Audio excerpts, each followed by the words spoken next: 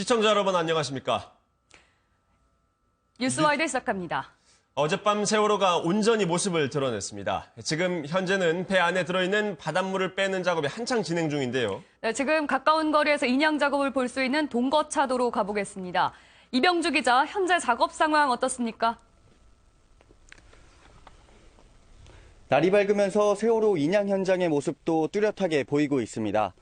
제 뒤로 멀리 보이는 곳에서 세월호가 3년여 만에 온전히 모습을 드러냈는데요. 지금은 창문과 배에 난 구멍 등을 통해서 바닷물을 빼내는 작업이 한창 진행 중입니다. 세월호는 어젯밤 9시 15분쯤 반잠수선에 실려 수면 위로 올라왔습니다. 부양 작업을 시작한 지 3시간 만이었는데요. 반잠수선 화이트 마리노도 오늘 새벽 0시쯤 목표했던 수준까지 떠오른 상황입니다. 인양 추진단 측은 오늘부터 세월호 안에 차 있는 바닷물과 기름을 빼내는 작업에 주력한다는 계획입니다. 원활한 이동과 안전성을 확보하기 위해서인데요. 인양팀은 자연적으로 물이 빠지도록 하되 필요할 경우 배에 구멍을 낼 수도 있다고 밝혔습니다. 세월호 안에 찬 물과 기름을 빼는 과정에서 유실물이 생길 수도 있는 만큼 인양팀은 유실 방지망 등을 설치하고 만전을 기하고 있습니다. 사흘 정도 걸려 세월호 안이 어느 정도 정리되면 인양 선박에 세월호를 단단히 고정하는 작업이 이어지는데요. 해당 작업까지 마무리되는 이번 주 초반쯤에는 목포 신항으로 출발할 전망입니다. 지금까지 진도 동거차도에서 MBN 뉴스 이병주입니다. 이번 인양 작업의 마지막 최대 고비는 세월호를 반잠수식 선박에 올리는 작업이었습니다. 깜깜한 밤에 물살이 거세지기 시작하면서 8시간에 가까운 사투 속에 정 위치에 올리는 데 성공했습니다. 손에 땀을 쥐는 그 현장을 박통일 기자가 자세히 보도합니다. 바지선에 결박된 세월호는 3km를 이동해 반잠수식 선박 화이트 마리노에 다다랐습니다. 곧바로 이어진 세월호 선적 작업. 2개의 기둥으로 솟은 제킹 바지선은 예인선에 이끌려 반잠수선과 합체하기 위해 방향을 돌리고 또 돌리며 각도를 맞춥니다. 반잠수선에 적재할 수 있는 갑판 길이는 160m 안팎. 물살이 조금씩 세지는 가운데 145m 길이의 세월호가 들어가 정위치를 찾는 데만 4시간이 걸렸습니다. 조금만 정확도가 없으면 옆으로 빗나가게 되는 거죠. 조류도 있고 그런 가운데서 파도도 있기 때문에. 하지만 이것이 끝이 아니었습니다. 다음은 세월호와 리프팅 빔을 반잠수선에 내리는 작업으로 1m를 내려가는데 또다시 4시간이 걸렸고 새벽 4시 10분 세월호는 마침내 반잠수선에 정확히 올려졌습니다. 8시간의 사투 끝에 반잠수식 선박에 안착하면서 세월호 인양 작업은 사실상 마무리됐습니다. MBN 뉴스 박통일입니다. 세월호 인양이 사실상 성공했다는 소식에 미 수습자 가족들은 가장 먼저 국민 여러분께 감사의 뜻을 전했습니다. 나흘간 항해를 마치고 돌아선 팽목항에는 눈물이 가득했습니다. 정치훈 기자입니다. 세월호가 반잠수식 선박에 제대로 올랐다는 소식이 들려오자 그제야 미 수습자 가족들은 안도의 한숨을 쉬었습니다. 사고 후 1075일, 세월호는 다시 마지막 항해를 준비하고 있습니다.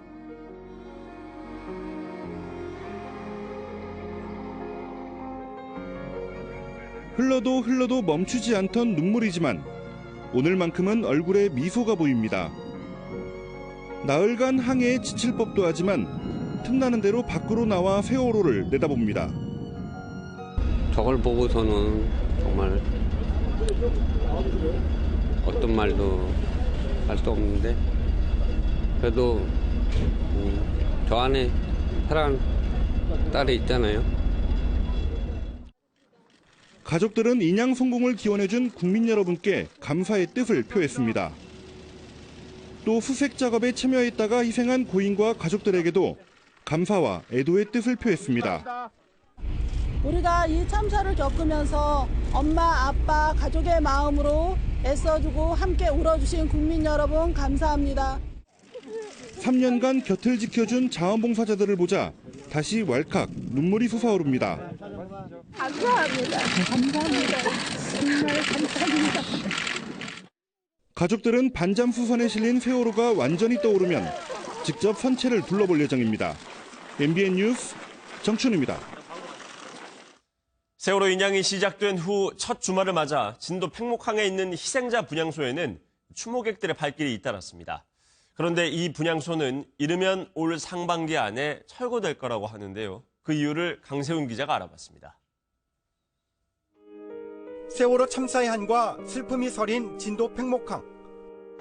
295명의 영정사진이 걸린 분향소에는 추모객들의 발길이 이어졌습니다. 추모객들은 잊지 않겠다는 다짐을 하며 끝내 눈시울을 붉힙니다.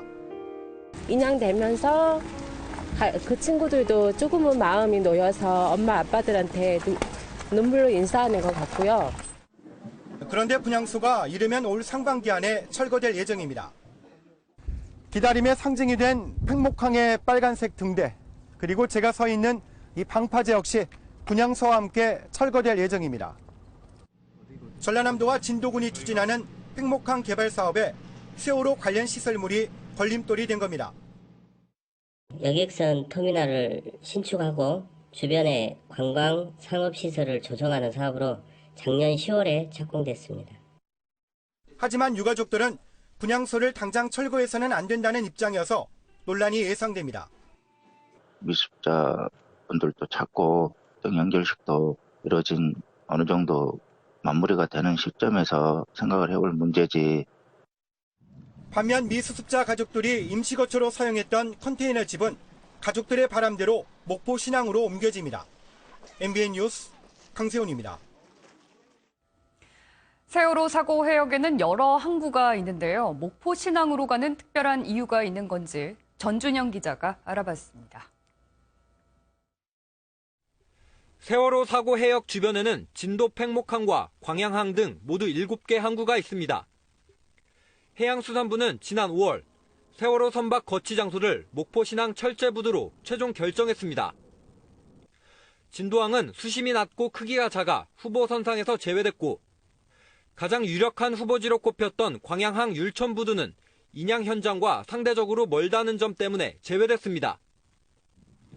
가까운 목포항은 여객선 전용 항구라 애초에 고려 대상에 포함되지 않았습니다. 목포신항은 다음 주 초 들어올 세월호를 맞이하기 위한 준비로 한창 분주하게 움직이고 있습니다. 목포신항은 취급하는 화물 종류에 따라 철제부두, 컨테이너부두, 석탄부두 등 총 3개로 나뉘어 있습니다. 이번에 세월호를 거치하게 될 철제부두는 상대적으로 공간이 넓은 데다 미수습자 수색을 위해 선체 절단 작업도 가능하다는 점이 높은 평가를 받았습니다. 세월호 자체가 워낙 크고 그다음에 세월호를 온전하게 해서 안전하게 이동할 수 있는 인프라가 갖춰진 곳이 목포신항이다라는 게 팩트일 겁니다. 이달 말이면 세월호가 이송되는 만큼 목포신항은 세월호 거치와 미수습자 수색 작업 준비가 한창입니다. MBN 뉴스 전준영입니다. 세월호가 반잠수선을 실리면서 세월호가 누워있던 현장에 대한 수색 작업이 언제쯤 어떻게 시작될지도 궁금합니다. 전문가들은 물살이 세고 시야가 흐려서 어려운 수색 작업이 될 것이라고 전망했습니다. 강진우 기자가 보도합니다. 세월호가 있던 해저면에는 가로 200m, 세로 160m, 높이 3m의 철제 담장이 설치돼 있습니다. 세월호 안에 있던 유류품이나 미수습자 유해가 흘러나왔을 가능성에 대비한 겁니다. 세월호가 인양되면서 이곳에 상하이 셀비지 소속 잠수사 60여 명이 투입됩니다. 2인 1조로 1m 간격으로 4번 이상 정밀 수색을 해나가는 건데 HD 화질급 수중 영상도 촬영됩니다. 해저면 수색 방안에 대해서는 상하이 셀비지가 제안을 한 상태고요. 저희가 그것에 대해서 협의를 진행 중에 있으나 이후에는 해저 음파 탐지 장비인 소나가 마무리 수색을 하게 됩니다. 문제는 아무리 노련한 잠수사들이라도 맹골 수도에서는 30분 이상 견딜 수 없다는 것. 이곳의 수심은 40m, 물살도 초당 3m로 마치 지진이 난 현장에서 일하는 수준입니다. 그 수심에도 잠수 기법이나 이런 거는 문제가 없는데 그쪽에 해역에 조류가 세고 시야가 안 나오는 거 그것이 오히려 문제가 되면 되지. 해저면 수색은 선체가 목포 신항으로 이동해 미수습자 수색 작업이 완료될 때까지 진행될 예정입니다. MBN 뉴스 강진우입니다. 세월호 인양에 중국 매체도 큰 관심을 보이면서 관련 뉴스를 전했습니다. 특히 중국 회사가 악조건을 뚫고 인양했다는 사실에 주목하면서 회사 기술력을 집중적으로 다루고 있습니다. 신재우 기자의 보도입니다. 우여곡절 끝에 1073일 만에 인양된 세월호. 중국 매체들은 자국 회사인 상하이셀비지가 역사적인 인양에 성공하자 회사 기술력에 대한 뉴스를 앞다투어 내보내고 있습니다. 관영 매체 황구시보는 한국인의 염원인 세월호가 인양됐다는 기사를 통해 상하이셀비지의 활약상을 집중적으로 다뤘습니다. 한국과 세월호 인양 작업을 결정했던 시기는 물론 회사 연혁, 직원 규모, 선박 구조 활동 내력 등을 상세히 전했습니다. 특히 선미 왼쪽 램프 열림 현상이나 거친 기상 등 악조건을 뚫고 결국 인양에 성공했다며 중국 회사의 기술력에 대한 자화자찬을 쏟아냈습니다. 직원 350여 명이 19개월째 배 위에서 생활하며 3교대 24시간 작업을 했다는 사실도 함께 전했습니다. 중국 신문망도 한중 협력으로 세월호가 모습을 드러냈다며 중국 인양업체의 공로를 은연중에 강조하기도 했습니다. 일반 중국 시민들도 자국 회사에 대한 자부심을 한껏 드러냈습니다. 중국 SNS에는 TV에서 차이나가 쓰여진 모자를 쓴 작업부를 봤다. 힘내세요. 상하이셀비지를 칭찬한다는 글이 하루 종일 올라왔습니다. MBN 뉴스 신재우입니다. 국민의당 안철수 전 대표가 광주, 전남, 제주 경선에서 압승했습니다. 오늘 열리는 전북 경선에서도 이기면 사실상 안 전 대표는 대선 후보로 정해질 것으로 보입니다. 박호근 기자입니다. 국민의당 대통령 후보 선출을 위한 첫 순회 경선 현장 투표에서 안철수 전 대표가 압도적 1위를 했습니다. 안 전 대표는 어제 광주 김대중 컨벤션 센터에서 열린 광주, 전남, 제주 지역 경선에서 60.6%의 높은 지지를 받았습니다. 손학규 전 민주당 대표는 22.9%, 박주선 국회 부의장은 16.4%의 표를 얻는데 그쳤습니다. 이번 경선을 앞두고 손 전 대표와 박 부의장의 지역 조직력이 만만치 않을 것이라는 전망이 나왔지만 막상 뚜껑을 열어보니 안 전 대표로의 쏠림 현상이 강하게 나타났습니다. 문재인 민주당 전 대표에 대한 반감과 함께 국민의당 지지율 1위 후보인 안 전 대표를 전략적으로 밀어준 결과로 풀이됩니다. 실제 투표자 수가 예상보다 2배를 넘어 상대적으로 조직표의 비중이 줄어든 것도 안 전 대표 승리의 배경으로 꼽힙니다. 분명히 약속드립니다. 문재인을 꺾고 반드시 승리하겠습니다. 안 전 대표는 국민의당 최대 지지 기반인 광주 전남 경선에서 크게 이겨 최종 대선 후보를 향한 유리한 고지에 올랐습니다. 국민의당은 오늘 전북에서 두 번째 순회 경선을 치릅니다. 안 전 대표가 역시 텃밭인 전북에서도 50% 이상 득표해 호남 대전을 승리로 장식하면 사실상 경선 판세를 결정짓게 됩니다. MBN 뉴스 박호근입니다. 더불어민주당이 대선 주자 추가 토론회 개최를 두고 또다시 잡음을 빚었습니다. 어제 열린 충청권 TV 토론회가 충남은 빼고 충북 지역에만 방송됐기 때문인데요. 결국 오늘 충청 토론회를 한 번 더 개최하기로 했습니다. 박준우 기자입니다. 더불어민주당 대선 경선 주자 충청권 TV 토론회가 충북 지역에서만 방송되자 논란이 불거졌습니다. 특히 안희정 충남지사는 자신의 텃밭인 충청권 토론회에서 이런 일이 벌어지자 반발했습니다. 대전 충남의 우리 시민들과 도민들께 이 민주당의 후보 토론이 중계되지 못해서 매우 안타깝게 생각합니다. 이재명 성남시장 역시 이 문제를 거론하며 토론 과정에서 대전 충남 별도 토론회 개최를 즉석 제안했습니다. 문재인 전 대표는 추가 토론회 개최는 당 선관위에 맡길 일이라며 선을 그었습니다. 당 선관위가 판단하는 문제인데 그렇게 되면 이제 또 다른 권력들하고는 또 형평성의 문제가 있어서 어떻게 결정할지 모르겠습니다. 예. 그러자 이 시장은 토론 직후 원론적인 입장을 보인 문 전 대표를 비판했습니다. 토론은 원래 주고받는 것이고 이제 상대의 입장을 확인한 다음에 다시 또 의견을 내고 하는 과정인데 중요한 질문을 할 때마다 대답을 안 하셔서 여전히 좀 답답했다. 갈등이 확산할 조짐이 보이자 민주당 선관위는 결국 대전 충남 지역에서 추가 토론회를 열기로 했습니다. 하지만 토론회 방식과 횟수 등을 둘러싼 잡음이 끊이지 않으면서 당 선관위의 경선 관리 능력에 대한 비판이 거세지고 있습니다. MBN 뉴스 박준호입니다. 자유한국당 예비 대선 주자들은 저마다 자신과 인연이 있는 곳을 찾아서 지지를 호소했는데요. 홍준표 경남도지사는 정동진 모래시계 공원을 찾아서 야권 유력 대선 주자인 문재인 전 더불어민주당 대표를 공격했습니다. 최은미 기자입니다. 거대한 모래시계 앞에 선 홍준표 경남도지사. 검사 시절 자신을 모델로 한 드라마 모래시계 기념공원을 찾았습니다. 고현정이 소나무도 여기 있었고. 공원을 둘러본 후 식당으로 자리를 옮겨선 작정한 듯 야권 유력 대선 주자 문재인 전 더불어민주당 대표를 겨냥했습니다. 그럼 대통령 비서실장하고 대통령이 640만 달러 받으면서 의논 안 했다. 이렇게 본인이 주장을 하면 지금 박근혜 주장하고 똑같아. 노무현 정부 시절 박연차 사건에 대해 문 전 대표가 책임지고 해명해야 한다는 주장입니다. 김진태 자유한국당 의원은 아내와 함께 태극기 집회를 찾았습니다.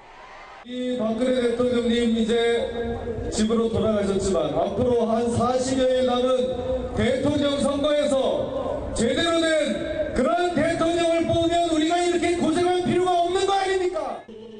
그러면서 박 전 대통령을 구속하면 전면적인 투쟁을 할 수밖에 없다며 불구속 수사를 주장했습니다. 김관용 경북도지사는 대구, 이인재 전 자유한국당 최고위원은 경기도를 찾아 경선 막판 지지를 호소했습니다. MBN 뉴스 최은미입니다. 바른정당의 두 대선 후보인 남경필 경기도지사와 유승민 의원은 어제 마지막 정책 토론회를 했습니다. 두 사람은 서로 날선 공방 외에도 지지율 1위를 달리고 있는 문재인 더불어민주당 전 대표를 향해서 맹공을 퍼붓기도 했습니다. 길기범 기자입니다. 수도권 지역에서 마지막 정책 토론회를 가진 바른정당의 유승민 의원과 남경필 경기도지사. 두 후보는 지지율 1위를 달리는 문재인 전 민주당 대표가 과연 적폐청산을 외칠 자격이 있느냐며 견제구를 날렸습니다. 누군가에 의해서 조정당하고 리모컨 당하는 아바타 같은 대통령이다. 저는 그렇게 봅니다. 그러면 박근혜 전 대통령하고 다를 게 뭐가 있느냐. 문재인 후보는 사드 배치에 대해서도 사실은 말이 오락가락 하십니다. 누군가 뒤에서 최순실 같은 사람이 있는 거 아닌가. 문 전 대표를 비난하며 공감대를 이룬 것도 잠시 두 사람은 보수 후보 단일화를 놓고 날선 공방을 이어갔습니다. 보수 후보 단일화론을 처음에 꺼내 든 것으로부터 바른정당이 급전직하 국민들의 신뢰를 잃기 시작했다라고 저는 생각을 합니다. 당시 새누리당을 제일 강하게 비난하시면서 탈당하신 분이에요. 그런 분이 정작 경기도에서는 경기도의 제1연정위원장이 지금 자유한국당 사람이에요. 그렇습니다. 복지 정책을 위한 증세 문제를 놓고 신경전은 극에 달했습니다. 이 조세 부담률을 22%까지 올리신다고 했어요. 이거는 어마어마한 세금의 증가입니다. 그렇게 생각하시니까 나오님께서는 복지 공약이 하나도 없는 거예요. 그렇지 않습니까? 남의 정책을 읽어보지도 않으시고요. 이렇게 복지 정책이 없다라고 낙인 찍으시는 거는 저는 굉장히 위험하다고 생각합니다. 앞서 3번의 토론회를 실시한 두 사람은 현재 유 의원이 약 300표 차이로 앞선 상황인데 수도권 토론회 평가단은 약 2,000명이라 역전극도 불가능하진 않습니다. 사전 전승으로 승리하겠다는 유 의원과 경기 지역 기반으로 대역전 시나리오를 쓰고 있는 남 지사의 토론 결과는 오늘 오전 공개될 예정입니다. MBN 뉴스 길기범입니다. 검찰의 갑작스런 성남시청 압수수색에 이재명 시장 측은 정치 탄압이라면서 강하게 반발했는데요. 그러자 검찰이 이례적으로 자료까지 내가면서 민주당 경선과는 무관하다고 반박했습니다. 강현석 기자가 보도합니다. 그제 오후 검찰은 선거법 위반 혐의로 성남시청 공무원의 사무실과 관련 부서를 압수수색합니다. 해당 공무원이 자신의 SNS에 이재명을 뽑아야 하는 이유 등의 게시글 100여 개를 올렸다는 이유 때문입니다. 그러자 이재명 시장 측은 검찰의 정치적 탄압이라고 강하게 반발했습니다. 사건과 전혀 상관없는 부서의 인사 기록까지 압수해가는 등 전형적인 과잉 수색을 단행하였습니다. 이 시장도 같은 입장을 직접 SNS에 올려 지지율 상승 국면에서 압수수색이 이뤄진 배경이 의심된다고 지적했습니다. 그러자 이번에는 검찰이 이례적으로 자료까지 내가며 정면 반박했습니다. 수원지검 성남지청은 우선 이 사건이 중앙선거관리위원회 수사 요청에 따른 것이라고 밝혔습니다. 이어 선관위 고발과 동시에 언론에 보도가 돼 증거 확보를 위한 신속한 압수수색이 필요했다고 설명했습니다. 특히 이번 압수수색이 민주당 경선 일정과는 무관하며 법과 원칙에 따라 공정하게 조사할 것이라고 덧붙였습니다. MBN 뉴스 강현석입니다. 네, 이제 대선이 44일 앞으로 다가온 가운데 각 당의 경선이 중후반전으로 치닫고 있습니다. 국회 취재기자 연결해서 각 당의 경선 소식 알아보겠습니다. 김종민 기자. 네, 국회입니다. 네, 조금 전 바른정당 경선 결과가 나왔죠. 그 소식부터 전해주시죠. 네, 바른정당은 어제 오전 수도권 정책 토론회를 마친 뒤 국민정책평가단의 네 번째 전화면접 투표를 진행했는데요. 투표 결과 유승민 의원이 총 777표를 얻었고 남경필 경기지사가 578표를 확보하면서 유 의원이 전화면접 투표에서 4번 모두 승리했습니다. 앞선 3차례의 투표 결과와 합산하면 유 의원은 전체 참여자의 60%인 1,607명을 확보해 1,082명을 확보한 남지사를 큰 차이로 따돌렸습니다. 바른정당은 경선에서 국민정책평가단 투표를 40%의 비율로 반영하는데요. 유 의원이 현재 대선 후보 지지율에서도 남지사를 앞서는 만큼 어느 정도 승기를 잡았다고 볼 수 있겠습니다. 바른정당은 당원 선거인단 투표 30%와 여론조사 30%를 추가로 반영해 정당 중에서 가장 빠른 오는 28일 당의 대선 후보를 결정합니다. 요즘 연일 각 당에서 TV 토론회가 열리고 있는데 오늘은 어느 당에서 TV 토론회를 볼 수 있습니까? 네, 오늘은 자유한국당과 더불어민주당이 TV 토론회를 가지는데요. 자유한국당 후보들은 오늘 오전 TV 토론회를 통해 막판 표심 잡기에 들어갑니다. 홍준표 경남지사를 비롯한 한국당 후보 4명은 보수 진영 후보 단일화 등을 놓고 경론을 펼칠 것으로 예상됩니다. 자유한국당은 또 오늘부터 내일까지 전국 18만여 명의 책임당원을 대상으로 현장 투표를 실시합니다. 한국당은 이번 현장 투표 결과를 50%의 비율로 반영해 29일부터 이틀 동안 열리는 국민 여론조사 50%와 더해 31일 최종 당 대선 후보를 선출하게 됩니다. 더불어민주당은 어제 충북 지역 토론회에 이어 오늘은 대전 충남 지역 TV 토론회를 진행합니다. 문재인 전 더불어민주당 대표 등 후보 4명은 대전 충남권 발전 공약과 함께 이른바 문재인 대세론, 보수 진영과의 대연정 등을 놓고 치열한 논쟁을 벌일 것으로 보입니다. 지금까지 국회에서 MBN 뉴스 김종민입니다. 박근혜 전 대통령에 대한 구속영장 청구 여부 결정이 다소 늦어질 것으로 보입니다. 다음 달 대선 선거운동을 고려해 최대한 앞당기곤 있지만 검찰로선 검토해야 할 내용이 만만치 않기 때문입니다. 우종원 기자입니다.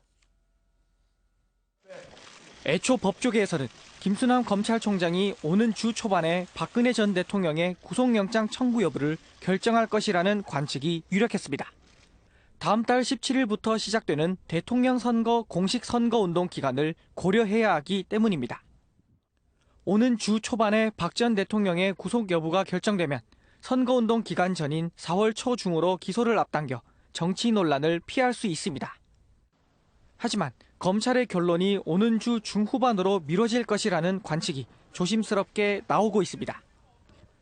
수사 기록과 증거가 많고 뇌물죄와 강요죄, 직권남용죄 법리 검토가 까다로워 결론을 내기가 쉽지 않다는 이유에서입니다. 검찰특별수사본부 검사와 수사관들은 주말인 어제도 대부분 출근해 증거 자료를 검토했습니다. 검토가 끝난 뒤 보고서가 올라오면 김 총장은 구속영장 청구 여부를 결정하게 됩니다. 앞서 김 총장은 영장 청구 여부를 묻는 취재진에게 법과 원칙에 따르겠다고 밝힌 바 있습니다. 오로지 법과 원칙 그리고 수사 상황에 따라 판단되어야 할 문제입니다. 총장님 결심만 모든 변수를 고려하고 있는 검찰의 결론이 무엇일지 운명의 주는 시작됐습니다. MBN 뉴스 우종환입니다. 최순실 씨가 박근혜 전 대통령에 구속될까 봐 매우 불안한 모양입니다. 자신의 변호인에게 대통령님이 구속되는 거냐는 질문을 수차례 했다고 하는데요. 이 소식은 이현재 기자가 보도합니다. 박근혜 전 대통령이 검찰 조사를 받고 귀가한 지난 22일, 최순실 씨는 서울구치소에서 자신의 변호인을 접견했습니다. 이때 최 씨는 대통령님이 구속되는 거냐고 질문한 것으로 전해졌습니다. 변호인이 영장 청구 여부는 검찰총장이 결정할 것이라고 대답했지만 최 씨는 같은 질문을 여러 차례 반복한 것으로 알려졌습니다. 박 전 대통령이 구속될 경우 자신과 구치소에서 만날 수도 있음을 걱정하는 것으로 보입니다. 최순실 씨 측 변호인은 최 씨가 이번 사태에 대해 큰 죄책감을 갖고 있다고 밝히기도 했습니다. 자신으로 인해 가지고 이런 참담한 일이 일어난 것에 대해서는 말할 수 없는 그런 후회 막급한 그런 걸 가지고 있습니다. 탄핵 선고 당일 최 씨는 재판을 받다 휴정 시간에 대성통곡을 했다고 전해지기도 했습니다. 최순실 씨의 한 측근은 박 전 대통령이 파면된 뒤 최 씨가 죽고 싶다는 말을 입에 달고 산다고 전하기도 했습니다. 박 전 대통령의 구속영장 청구 여부가 곧 결정될 것으로 보이는 가운데 최순실 씨가 갖는 불안감도 더욱 커지고 있는 것으로 보입니다. MBN 뉴스 이현재입니다. 검찰이 특검에서 마무리 짓지 못한 우병우 전 민정수석 의혹에 대한 수사에 속도를 내고 있습니다. 그제 청와대를 압수수색하면서 확보한 자료에서 혐의를 입증한 단서가 포착될 경우 곧 우 전 수석을 소환할 것으로 보입니다. 이수아 기자입니다. 검찰은 청와대 압수수색에서 우병우 전 민정수석 관련 자료를 다수 확보한 것으로 알려졌습니다. 민정수석실 산하 특별감찰반의 감찰 문서와 컴퓨터 하드디스크 등으로 모두 우 전 수석의 직무유기 혐의와 밀접하게 맞닿아 있습니다. 특별감찰반은 말 그대로 고위공직자 비위 등을 감찰해 민정수석에게 보고하는 곳으로 각종 첩보와 내사 관련 자료를 보관하고 있습니다. 이 중에는 우 전 수석이 최순실 씨 관련 보고를 미리 받고도 국정농단을 묵인했다는 증거도 포함돼 있을 가능성이 큽니다. 또 우병우 전 수석의 변호사 시절 수임 비리 의혹과 가족회사 정강 횡령 혐의 등 개인 비리 혐의를 입증할 단서가 나올 가능성도 배제할 수 없습니다. 검찰의 우병우 전담팀은 주말도 반납한 채 청와대 압수물 분석과 수사 기록 검토에 집중하고 있는 것으로 전해졌습니다. 검찰은 혐의 입증을 위한 준비가 끝나는 대로 조만간 우병우 전 수석을 불러 조사할 것으로 보입니다. MBN 뉴스 이수아입니다. 박근혜 전 대통령의 탄핵 이후 잠시 멈췄던 촛불 집회가 다시 시작됐습니다. 탄핵 무효와 헌재 해산을 외치는 태극기 집회도 계속됐습니다. 배정훈 기자입니다. 광화문 광장이 촛불을 든 시민들로 가득 메워졌습니다. 박근혜 전 대통령 탄핵 이후 잠시 숨고르기에 들어갔던 촛불 집회가 다시 시작된 겁니다. 촛불 집회 본행사에서는 참가자들이 박 전 대통령 구속을 외치는 가운데 가수들의 공연 등이 이어졌고 세월호 참사 희생자와 미수습자를 추모하는 노래가 울려 퍼지기도 했습니다. 주최 측인 국민행동은 탄핵 이전과 달리 총리 공관과 도심 방면으로만 나눠 행진하고 집회를 마무리했습니다. 박근혜 전 대통령을 지지하는 국민저항본부 측도 제3차 탄핵무효 국민저항 총궐기 국민대회를 열었습니다. 참가자들은 태극기와 성조기를 흔들며 탄핵 무효와 헌법재판소 해산 등을 외쳤습니다. 주최 측은 지난 10일 탄핵 선고 당시 집회 참가자 3명이 사망한 데 대해 경찰에 책임이 있다며 태극기 집회를 폭력 집회로 둔갑시키려는 시도를 중단하라고 주장하기도 했습니다. 본 행사가 끝나고 태극기 집회 참가자들은 을지로와 명동 등 도심 방면으로 행진도 벌였습니다. 경찰은 12,000명을 동원하는 등 만일의 사태에 대비했고 다행히 큰 충돌 없이 집회는 마무리됐습니다. MBN 뉴스 배정훈입니다. 버스에 탄 50대 남성이 기사에게 인화물질을 뿌린 뒤 불을 지르는 끔찍한 사고가 일어났습니다. 엔진이 꺼진 레저보트가 한강을 표류하다 해경에 구출되기도 했습니다. 사건 사고 소식 김현 기자입니다. 차고지로 들어오는 버스에서 불빛이 번쩍이더니 순식간에 화염에 휩싸입니다. 버스는 주차되어 있던 다른 차량을 들이받고 버스 위로는 시커먼 연기가 치솟습니다. 어제 오후 5시쯤 서울 신월동의 한 버스 차고지에서 버스 승객 50대 오모 씨가 버스기사 50대 강모 씨에게 인화한 물질을 뿌리고 불을 지르는 모습입니다. 신나를 뿌린 것 같더라고요. 사람한테 신나를 뿌리고 불을 붙인 거예요. 소화기들 한 10명 정도가 불났죠. 이 사고로 오 씨와 강 씨가 각각 2도 화상과 3도 화상을 입고 병원으로 옮겨져 치료 중입니다. 경찰은 CCTV와 차량 블랙박스를 확보하고 목격자 등을 상대로 정확한 사건 경위를 조사하고 있습니다. 어제 오후 5시쯤 서울 개화동 신행주대교 인근 한강에서 40대 조모 씨가 타고 있던 레저용 보트 한 대가 엔진 고장으로 표류하다 해경에 구조됐습니다. 해경은 갑자기 엔진이 꺼졌다는 조 씨의 증언을 토대로 정확한 사고 원인을 조사하고 있습니다. MBN 뉴스 김현입니다. 이준규 주일 한국대사가 한국의 차기 정권이 한일 위안부 합의를 준수해야 한다는 발언을 또 했습니다.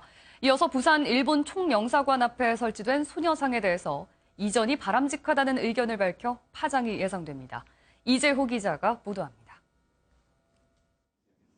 이준규 주일 한국대사가 한국의 차기 정권이 한일 위안부 합의를 준수해야 한다고 말했습니다. 이 대사는 일본 아사히 신문과의 인터뷰에서 누가 대통령이 돼도 합의를 지키는 것이 올바른 길이라며 한일 합의는 양국 관계를 발전시키는 중요한 기반이라고 평가했습니다.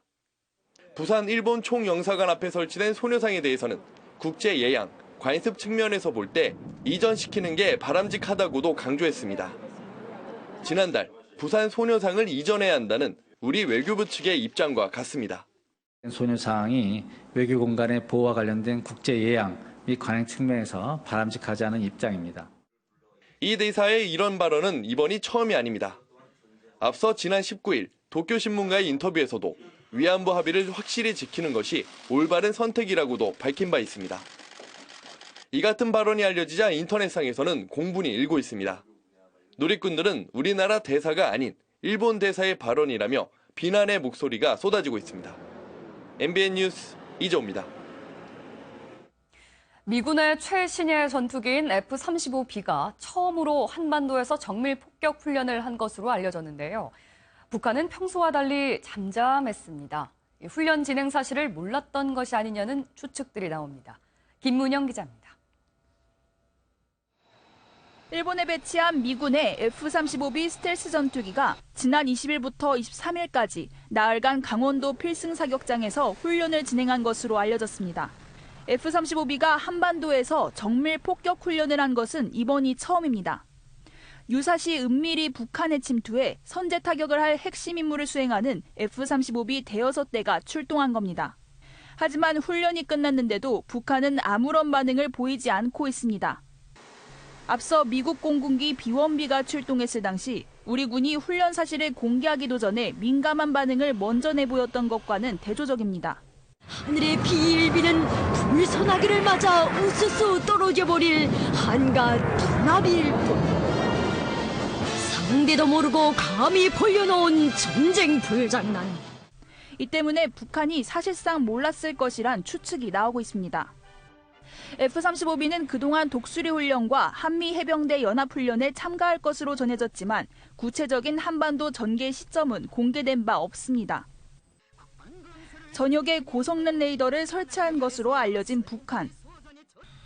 하지만 최신의 전투기 F-35B의 전개 사실 자체를 몰랐을 가능성이 점쳐지면서 그만큼 스텔스 성능이 우수하다는 것을 입증한 셈이란 분석도 나오고 있습니다. MBN 뉴스 김문영입니다. 백악관에서 주일 미국 대사를 지명하면서 한국을 뺀 동북아 지역의 외교 라인 인선을 구축했습니다.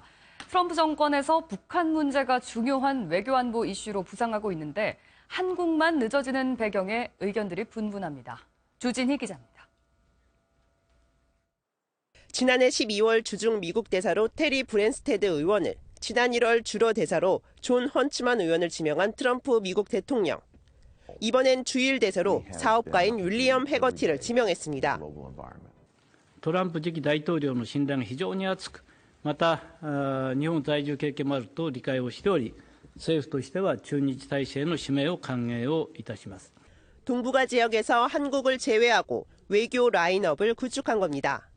심지어 차기 주한 미국 대사로 누가 올지 하마평조차 들리지 않고 있습니다. 사실 주한 미국 대사가 지명된다 하더라도 미국 상원의 승인과 황교안 권한대행의 아그레망을 받은 이후 부임하게 되면 한국은 대선 기간인 만큼 이를 고려했다는 분석도 제기됩니다. 아그레망은 황 권한대행에게 받고 이른 차기 정권과 하는 상황이 발생할 수 있는 겁니다. 미국에 있어서 대북 정책은 우선순위가 굉장히 떨어지지 않습니까? 트럼프 정부가 출범을 했지만은 저게 동아태 차관보까지 임명이 돼가지고 일을 시작하려면은 5월 말 6월 초면 되는 걸로.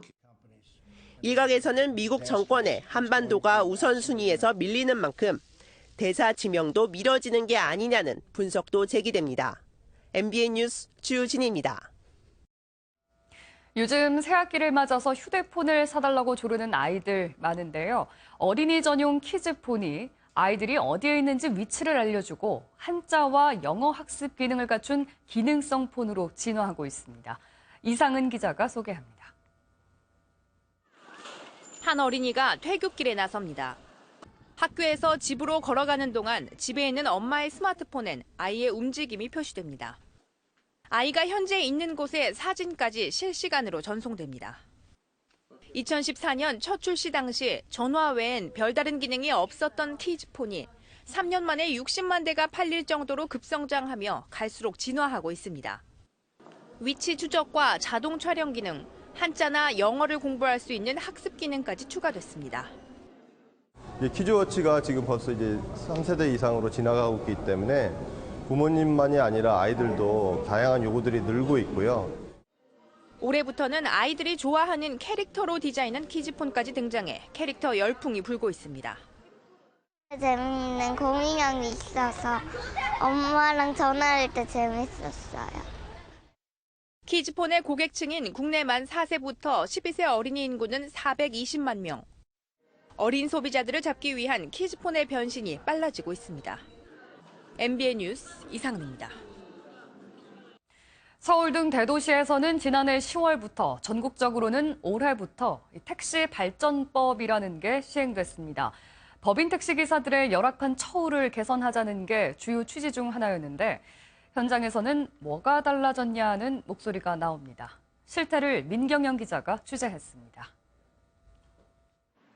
지난해 직장에서 은퇴한 뒤 법인 택시기사로 제2의 인생을 시작한 박모 씨. 1년 가까이 일했지만 집에 가져간 돈은 거의 없었습니다. 회사마다 정해져 있는 리터를 쓰고 난 이상에 대한 거는 택시기사가 전부 다 부담을 해야 되겠다는 거. 수리비 100% 기사들에게 전담을 한다는 거죠. 택시 운행에 필요한 각종 비용을 전액 회사가 부담하도록 하는 택시발전법이 제대로 지켜지지 않기 때문입니다. 사고가 나면은 보험처리 다 해주고 그래야 돼. 근데 안 해주는 데도 많아. 그게 회사 부담인데 우리한테 미뤄요. 사업자들은 애초에 법을 지키는 게 무리라고 항변합니다. 법률 자체만으로는 그 현실이 반영이 안 된 상태인 건 사실이거든요. 뭐 그런 비용까지 다 이제 회사가 부담한다는 건 나가면 통제가 안 되니까. 지금까지 법을 위반해 적발된 사례는 전국적으로 단 한 건뿐이었습니다. 단속 당국은 자체적인 조사로는 적발이 쉽지 않다며 일선 기사들의 적극적인 신고를 부탁했습니다. MBN 뉴스 민경영입니다. 인적이 뜸한 야산에 설치된 비닐하우스에서 판돈 수천만 원을 걸고 도박판을 벌인 일당이 무더기로 경찰에 붙잡혔습니다. 윷놀이 도박을 했다고 하는데요. 한 판에 5만 원, 하루 3시간 동안 오고 간 돈만 2천여만 원에 이릅니다. 김영현 기자가 보도합니다. 산속에 설치된 비닐하우스 안에 경찰이 들이닥칩니다. 벽면에는 숨기지 못한 5만 원 현금 뭉치가 발견됩니다. 한밤중에 정통 명절놀이의 일종인 윷놀이로 도박판을 벌이다 적발된 겁니다. 이들은 이렇게 산속에 있는 비닐하우스에서 도박을 하면서 경찰의 단속을 피해왔습니다. 도박꾼마다 한 판에 5만 원을 걸고 판이 끝나면 이긴 쪽이 걸었던 액수만큼 배당금을 가져갑니다. 이렇게 하루 3시간 동안 오고 간 판돈은 2천여만 원. 55살 박모 씨 등 2명이 전남과 전북 일대의 도박꾼을 끌어모았는데 대부분이 직업이 없는 5, 60대였습니다.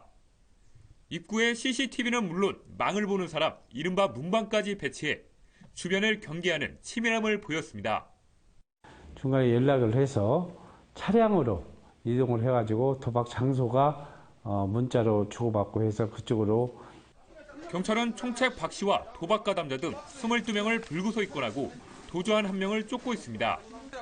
MBN 뉴스 김영현입니다. 한 주간 있었던 국내 정치권 현안 두 분의 원로 모시고 자세히 얘기 나눠보겠습니다. 이진곤 경희대 교수 그리고 고영신 한양대 교수 함께 나와 계십니다. 어서 오십시오. 네, 안녕하세요. 네. 앞서 저희가 보도를 해드렸었지만 이번 주, 그러니까 돌아오는 주의 초에 아마 박근혜 전 대통령에 대한 구속영장 청구 여부가 결정될 것이다 라고 예상했던 게 조금 늦어지게 됐습니다. 네. 아마 검찰의 고심이 깊어서 그렇게 되고 있는 것 같은데 고 교수님, 네. 평소대로 생각대로라면 박근혜 전 대통령에 대한 영장 청구될 걸로 예상하고 계시죠? 청구가 불가피한 걸로 저는 보고 있습니다. 우선 김순환 검찰총장이 고심에 고심을 거듭하고 있는 것으로 알려지고 있습니다. 예. 범죄 혐의도 13가지나 되고 특히 검찰로서는 걱정이 되는 것은 설사 영장을 청구했더라도 영장 실질심사에서 만약에 기각이 된다면 검찰로서는 아주 어려운 상황에 빠질 수밖에 없기 때문에 법리 검토를 아주 철저히 해서 영장을 청구를 하면 기각이 안 되도록 하는 것이 검찰로서는 가장 중요한 문제인데 지금 여론상으로 보면은 한 60, 70%가 구속을 희망하고는 있습니다만은 또 상당수 사람들은 박근혜 대통령이 우리나라 최초로 탄핵을 당한 데다가 증거인멸이라든가 도주 우려도 없는데 구태여 꼭 전직 국가원수를 구속까지 시켜서 네. 어떻게 보면 국격을 세계 여러 나라에 그렇게 떨어뜨릴 필요가 있느냐 이런 지적도 없지는 않지만 그러나 김순환 검찰총장이 이야기한 대로 법과 원칙 그러니까 법과 원칙에 따른다 한다면은 지금 잘 아시다시피 이재용 전 삼성그룹 부회장을 비롯해서 종범이라고 할 수 있는 분들은 다 구속이 되어 있거든요. 그런데 주범격인 박근혜 전 대통령이 구속이 되지 않는다는 것은 법의 형평성이라든가 법 앞의 평등 원칙에도 어긋날 뿐만 아니라 또 이 구속 여부는 증거인멸이라든가 도주 여부 이런 가능성보다도 더 중요한 것은 사안의 중대성이거든요. 사안. 네. 이 사안의 중대성으로 밀어볼 때 검찰로서는 영장 청구가 불가피하지 않나 네. 이렇게 보여집니다. 예, 그러니까 시간이 지금 길어지고 있는 거는 이미 결론은 정해졌지만 기각이 되지 않도록 네. 치밀하게 지금 법리 준비를 검토를 하고 있는 것일 치밀하게 것이다. 지금 하고 있다고 그런 봐야 말씀이셨습니다. 되지 않겠나 그렇게 봅니다. 네. 이 교수님은 조금 다르게 보시죠. 분위기가 말이죠. 보니까 김순환 검찰총장이 법과 원칙에 따라 또 그 수사 상황에 따라서 결정할 문제다 이러는데 그래서 이제 뭐냐면 사실은 이전에 이미 검찰이 많은 사람을 다 지금 구속해놓고 있잖아요. 기소도 했고 이랬는데 만약에 이번에 박근혜 전 대통령만 구속을 안 한다 이러면 자신들은 스스로 생각할 때 이것은 우리 스스로의 논리적 모순이다 이렇게 생각하겠죠. 그다음에 법과 원칙 이걸 굉장히 강조하셨지만 사실은 저분이 이제 좌고우면하는 이유 중에 하나가 바로 지금 고 교수 지적했지만 이 여론 아니겠습니까? 이른바 여론. 그래서 이제 지금 다들 이제 대부분의 사람들이 평가할 때는 구속 영장은 적어도 청구할 거다 이렇게 이야기하는데 저는 이제 그런 뜻에서 이야기가 아니라 이미 모두 구속하고 또 이미 기소해서 재판이 진행 중이고 이런 상황에서 그렇다면 박근혜 전 대통령에 대한 수사도 이미 다 완료가 돼 있다 이렇게 봐야 되겠죠. 또 새로운 혐의를 가지고 새로운 무슨 수사를 해야 될 필요는 없잖아요. 그럼 전번에 박근혜 전 대통령을 소환했을 때 그것은 그동안 이제 수사 마무리 차원에서 박근혜 전 대통령한테 이제 하고 사이에서 이제 진술을 듣는 그런 절차가 아니었나 이렇게 볼 때 굳이 지금 이 상황에서는 검찰의 목적이 구속이 목적이 아니잖아요. 뭐가 목적입니까? 검찰에서는 기소를 하는 거죠. 그렇잖아요. 그렇다면 그렇게 볼 때는 남은 절차는 기소 아니겠습니까? 근데 전직 대통령을 굳이 무슨 수사 형평성 이런 명분을 해가지고 구속까지 해놓고 그다음에 기소를 한다? 이거 제가 볼 때는 그것이 오히려 너무 여론의 그 동향에 민감한 게 아닌가 이렇게 봤을 때 네. 지금 아까 고 교수도 말씀하셨지만 사실은 탄핵 당한 것 그것만 해도 엄청난 그 징벌이었는데 거기다가 지금 또 수갑차고 수위 입고 들어가는 그런 모습까지 보여줘야 하겠느냐 그런 차원에서 볼 때 저는 검찰이 정말로 법과 원칙에 따라서 엄정하게 한다면 그런 여론의 동향에 너무 민감하게 하지 말고 원칙을 분명히 세워서 네. 왜냐하면 더 이상 뭐 수사할 것도 없으니까 구속해놓고 수사해야 된다는 것은 뭐냐면 그만큼 이 수사가 어렵다. 그러니까 집에서 불러다가 그때 불러다가 수사하는 것보다는 수사의 편의상을 보더라도 구속해서 수사해야 된다. 뭐 이런 것 때문에 구속하는데 이번의 경우는 그게 아니거든요. 그런 점에서는 굳이 구속해야 될 필요는 없다. 저는 그렇게 생각합니다. 예, 그래요. 지금 뭐 가장 큰 이유는 이제 실익이 없다. 구속의 필요성이 좀 부족하지 않냐. 이렇게 한쪽에서 말씀하시고 계시는데 이 실익에 대해서도 논란이 좀 많은 것 같아요. 어떻게 보십니까? 이 교수님 얘기대로 앞서도 얘기를 했지만 꼭 구속할 필요까지 있겠느냐. 어차피 기소를 해서 재판을 받게 되고 거기서 실형이 떨어지면 바로 구속이 되는 겁니다. 그러니까 불구속 상태에서 재판을 받게 하느냐, 구속 상태에서 재판을 받게 하느냐 이 문제인데 결국은 이 구속 여부를 놓고 국민 간에도 찬반이 아주 팽팽하게 맞서 있는 상황이고 구속 여론이 훨씬 높기는 합니다만은 그런 상황에서 검찰이 택할 수 있는 길은 한 가지뿐이 없습니다. 김순환 검찰총장이 이야기한 대로 법과 원칙입니다. 어쨌든 전직 대통령이지만 죄를 짓고 탄핵을 받아서 민간인으로 돌아온 상황이기 때문에 법과 원칙에 따라서 할 수밖에 없는 것이고 그렇다면 법과 원칙이라는 것은 다른 사람과 형평성이라든가 법 앞의 평등성 이런 원칙에 따라서 할 수밖에 없고 법이라는 것은 결과적으로 과연 구속할 만큼 사안의 중대성이 있느냐 엄청나게 중대하죠. 나라가 이렇게 혼란 속에 빠뜨려졌기 때문에 그 사안의 그러니까 꼭 증거인멸이라든가 도주 우려가 없더라도 많은 사람들이 구속되는 것은 바로 그 사안의 이재용 삼성전자 부회장은 무슨 도주 우려가 있겠습니까? 별 거의 없는 것이고 그 증거들도 다 드러난 상황이지만 구속을 시킨 것은 이 사안의 중대성 때문에 그렇기 때문에 그러면은 박근혜 전 대통령을 구속시키지 않는다면 이재용 씨라든가 이런 분들도 다 내줘야 합니다. 또 하나는 아무래도 검찰로서는 자기들의 존재랄까 조직에 그런 보호 심리라는 게 있는 그런 게 있지 않겠습니까? 그렇다고 한다면은 지금 검찰 개혁은 전 대선 후보들이 다 주장하고 있는 겁니다. 검찰 개혁. 고위 공직자 비리수사 고비체라고 하죠. 이런 것들을 해서 검찰의 그런 무소불위의 권력을 제한해야 한다든지 정치 검찰로서의 그러한 행태를 더 이상 나타나지 않도록 뭔가 제동장치를 해야 한다는 여러 가지 그런 논란들이 벌어지고 있는 상황에서 검찰 수장의 입장에서는 검찰 지금 특수본에서 수사본부죠. 거기에서 구속으로 그 의견서가 지금 올라왔다는 보도도 나오고 있는 상황에서 검찰총장이 특수본이라든가 이 수사를 한 담당 검사들의 의견을 무시하고 정치적 고려, 이른바 정무적 고려를 해서 박근혜 대통령을 만약 구속 청구까지, 영장 청구까지로 한했을 경우 검찰에 쏟아질 그런 비난 이런 것들이 또 의식하지 않을 수 없고 특히 지금 현재 권력은 없는 상태입니다. 미래 권력이 누가 되느냐도 사실은 검찰로서는 고려하지 않을 수 없는 요구. 신경이 많이 쓰이겠죠. 신경이 쓰일 수밖에 없는데 미래 권력이 지금 야당으로 넘어갈 거라는 게 대다수 판단들이기 때문에 검찰들도 검찰 측 입장에서도 이런저런 점을 감안할 때는 아까 그래서 제가 불가피하다고 본 것이죠. 설사 김순환 검찰총장의 입장에서는 구속을 안 하는 것이 어떠냐 하더라도 이 검찰 조직이라든가 전반적인 이런 상황을 총검토를 했을 때는 불가피하게 영장을 신청하고 최종적으로 결정하는 것은 재판에서 하는 겁니다. 그러니까 판사가 영장 실질 검사를 통해서 판사가 하는 것이기 때문에 검찰로서는 어떻게 보면은 짐을 이 법원에 넘기는 그런 모양새도 취할 수 있는 것이죠. 자기가 검찰이 후퇴칠 필요가 없지 않습니까?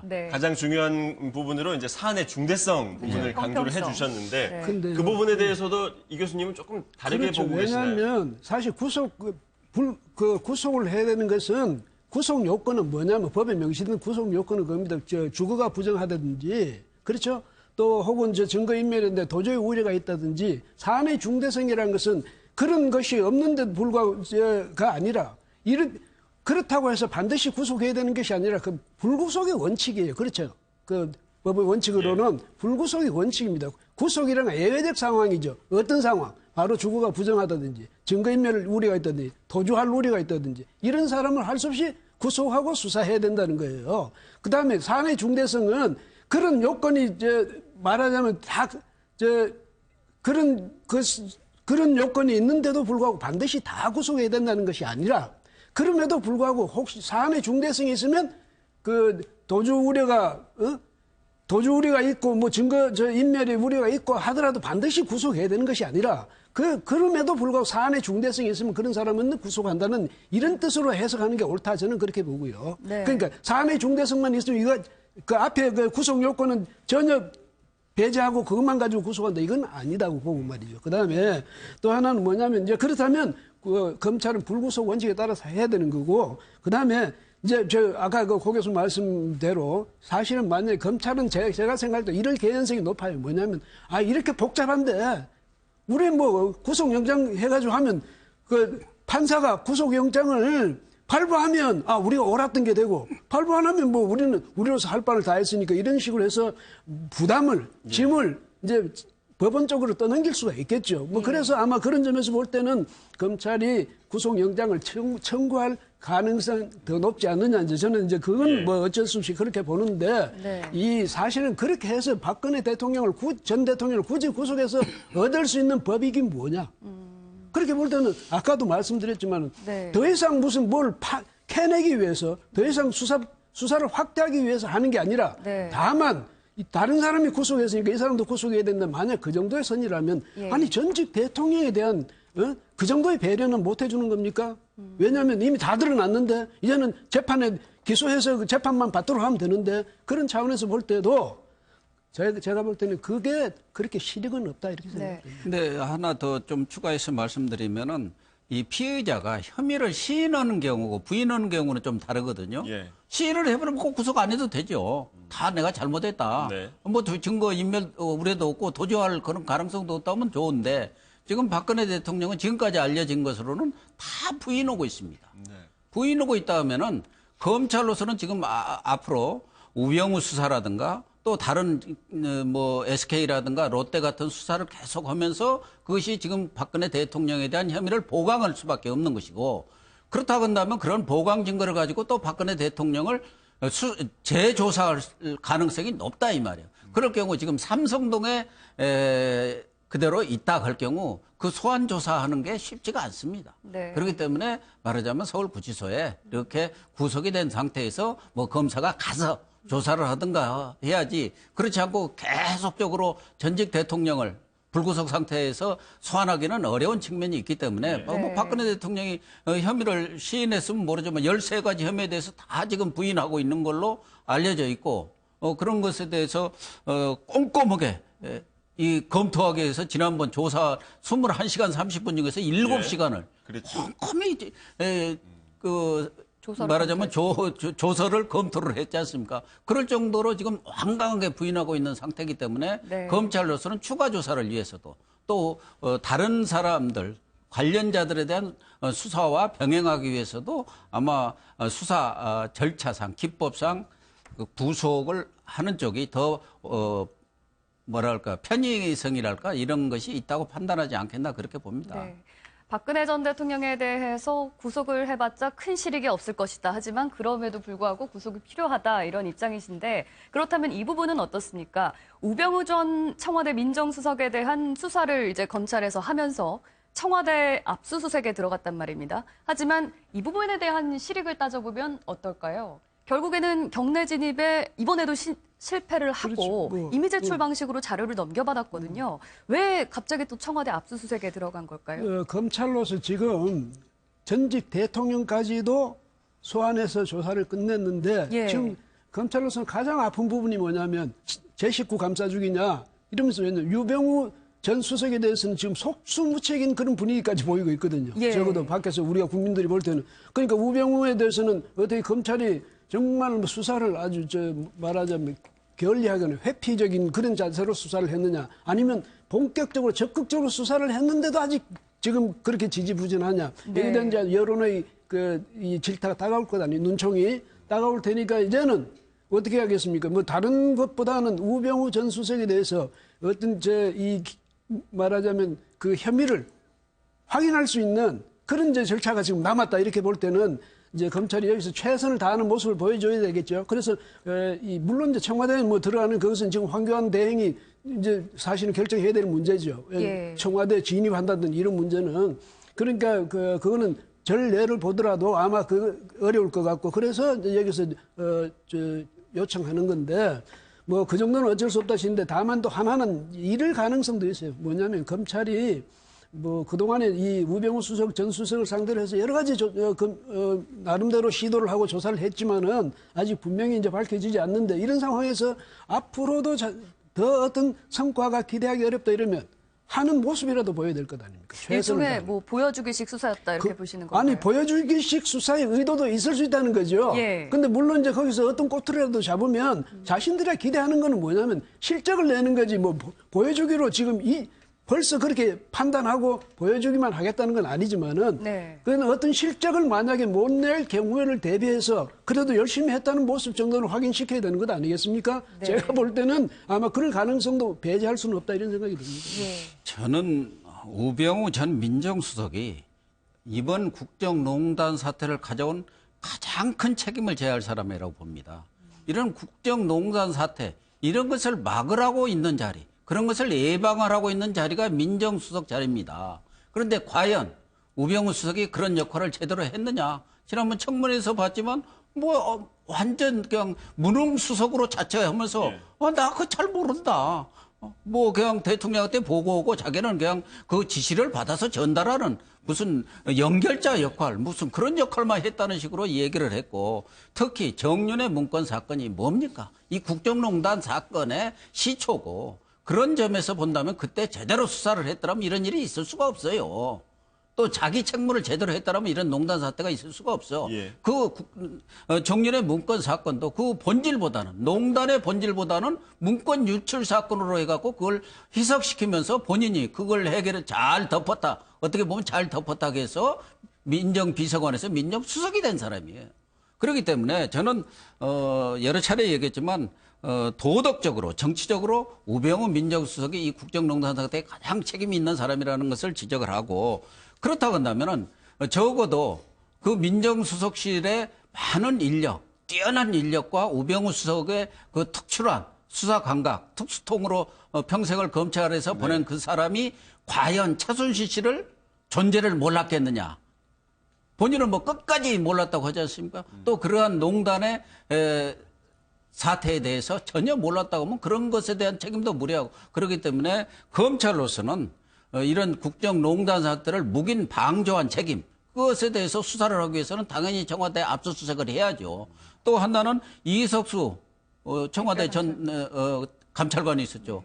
그분을 또 밀어내는데도 또 우병우 수석이 기여를 뭔가 또 일조를 한 걸로 이렇게 혐의를 받고 있는 데다가 또 외교부라든가 문체부에 대한 인사 외압도 있고, 또 개인 비리들이 있지 않습니까? 정강에 대한 여러 가지 문제들, 그런 것들을 종합적으로 볼 때 검찰로서는 청와대 압수수색을 안 할 수는 없는데, 네. 과거에 압수수색 몇 차례 시도를 했습니다만 그때도 청와대 경례 지짐을 못했고, 이번에 못했지만 이번에 자료 입수는 저는 상당히 뭔가 신빙성 있는 또 도움이 될 만한 자료를 입수했으라고 봅니다. 왜? 그때는 대통령이 엄연히 청와대에 있는 상황이고 지금은 대통령이 없는 상황입니다. 그렇기 때문에 비서실이라든가 경호실에서도 아마 생각이 다를 거예요. 여기에서 잘못 말하자면은 필요한 자료들을 이렇게 감췄다든지 네. 또 제출할 것을 안 했다고 할 경우 올 수 있는 여러 가지 이런 가능성들을 감안해서 아마 성의껏 필요한 자료들을 냈지 않겠느냐. 그렇게 본다면은 검찰 수사에 이번 압수수색이 그냥 지난번처럼 그냥 보여주기식이 아니라 상당히 도움이 되는 그런 우병우 수석에 대한 수사에 도움이 되는 자료들을 입수했다. 저는 그렇게 봅니다. 네, 그런데 제가 거기 한 말씀 더 보태면 예. 검찰이 아무리 다른 수사를 다 잘했다 하더라도 우병우 전 수석에 대해서 속수무책이 돼가지고 그냥 놓쳐버린다면 그 공간은 절반쯤은 아마 깎여버릴 거예요. 그렇잖아요. 의심도 살 거고 도대체 검찰 수사 능력이 그거밖에 안 되느냐 이런 질타도 있을 거고 봐준 거 아니냐 이런 오해도 있을 거고 그래서 수사를 잘해놓고 사실은 제가 생각할 때 가장 마무리가 돼야 될 수사가 이제 우병우 전 수석에 대한 수사가니까 그다음에 고 교수님 말씀하셨지만 사실 우병우 전 수석이야말로 이 박근혜 전 대통령이 그동안 탄핵에 이르기까지 이런 전 과정에 있어서 가장 중심에 있었던 인물 중에 한 사람이다. 이렇게 볼 때 저분은 어쨌든 그 국민들도 볼 때 저분은 분명히 무슨 책임을 져야 될 텐데 검찰이 그걸 놓쳤다? 만약에 그렇게 되면 검찰로서는 할 말이 없게 되는 거죠. 그래서 이번에 아마 검찰이 정말 그동안의 그 역량을 그 우병우 전 수석에 대한 수사에다 집중하지 않을 수 없는 그런 상황까지 몰렸다 이렇게 볼 수가 있겠죠. 그런데 한 가지 우려되는 부분은 이제 우병우 전 민정수석과 김순환 검찰총장이 꽤 가까운 사이로 알려졌단 말입니다. 이전에도 굉장히 많이 수차례 전화 통화를 했던 것들이 또 드러나기도 했었고요. 그래서 과연 이 정도로 이제 청와대 압수수색에 대해서도 실익의 의견들이 분분한데 이 정도로 수사가 그치고 좀 지지부진해지는 거 아니냐 이렇게 보여주기 식으로만 훑는 거 아니냐 이런 의심도 할 수 있을 것 같아요. 이 교수님 이야기했지만 이번에 검찰이 그렇지 않을 겁니다. 우선 검찰 조직이 살아야 하고 우병우 수석에 대해서 적당히 이렇게 수사를 해서 봐주기 수사라는 얘기가 나왔을 경우 과연 현재 검찰이 존재할 수 있겠습니까? 지금 뭐 검찰 고위직들은 그동안 뭐 우병우 라인이다 뭐다 해갖고 여러 가지 뭐 구설에 올랐기 때문에 뭐 정권이 바뀌면 어차피 고위직들은 물론은 납니다만 그래도 본인들은 제일 우선하는 게 검찰은 자기 조직에 그러한 그 지키는 것을 우선하는 지금까지 특성으로 볼 때 우병우 전 수석에 대해서는 상당히 고강도의 수사를 할 수밖에 없고 제가 볼 때는 우병우 수석을 구속시키느냐 이것이 활용점정이 이번 국정농단 사건 수사의 활용점정이 될 걸로 봅니다. 그래서 뭐 앞으로 수사를 해봐야겠지만 지금까지 예상했던 대로 뭐 김순환 검찰총장과 우병우 수석과의 개인적인 친분이나 이런 것은 사실은 공적인 일을 하는 사람들은 친을 뗀다고 해서 꼭 그렇게 되는 건 아니고 상황이 이미 또 바뀌었지 않습니까? 권력이 바뀌었어요. 이미 사실상 현재 권력은 사라진 상태이고 지금 미래 권력은 한 두어 달도 안 돼서 출발하는 그런 상황이기 때문에 검찰도 정신을 바짝 차리고 수사를 할 수밖에 없는 그런 상황에 처해 있는 것입니다. 교수님 말씀대로 이제 뭐 미래 권력이 바뀌기 때문에 또 그 미래 권력에 대한 신경을 또 쓰지 않을 수가 없다 이런 지적을 해주셨는데요. 한편에서는 우 전 수석에 대한 수사가 좀 지지부진하게 그칠 것이다 이렇게 또 예상하고 계신 분들 중에서는 이런 말씀들을 하세요. 우병우 전 수석에 대한 수사를 진행하게 되면 그 밑에 있는 고위 검찰 간부들 그리고 실무진들 그 뭐 우병우 사단이라고 했던 수많은 검사들이 있지 않습니까? 그 검사들을 향해서 칼을 들이댈 수밖에 없는데 그렇게 진행이 되도록 놔두겠느냐 뭐 이런 말씀을 하시는 분들도 많거든요.